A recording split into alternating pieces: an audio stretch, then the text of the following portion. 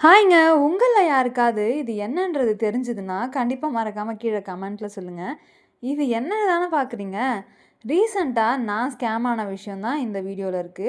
தயவு செஞ்சு சொல்றேன், ரோட்ல வித்துட்டு போறாங்க இல்லையா? தலகாணியெல்லாம், அத யாருமே வாங்கிடாதீங்க. ஏன் அப்படி சொல்றேன்னு கேட்டீங்கன்னா, இது ரூ. 200க்கு வித்த தலகாணி. சொன்னது என்னவோ பஞ்சு தலகாணின்னு தான் வித்தானுங்க. இது பஞ்சு தலகாணியா என்னன்னு வாங்கி, அத பிரிச்சு காய வச்சுட்டு அப்புறம் தச்சு போடலான்றதுக்காக நாங்க வாங்குனோம். அதுக்கப்புறம் தான் தெரியுது, இது பஞ்சு தலகாணியே இல்ல. அதுக்குள்ள இருக்கிறது கருமம் என்ன மாரி இருக்குன்னு பார்த்தீங்கன்னாவே தெரியும். ஏதோ அழுக்கு கலர்ல இது பஞ்சு மாதிரியே இல்லங்க. பாதி துணியும், பாதி பஞ்சும் இருந்துச்சு. இந்த மாரி நல்ல நல்ல கவரா போட்டுடுறானுங்க. நல்ல கவரா இருக்கேன்றதால எங்க அம்மாவும் ஏமாந்து போய் வாங்கிட்டாங்க. இந்த மாரி தலகாணி நாங்க மொத்தம் 5 வாங்குனோம்.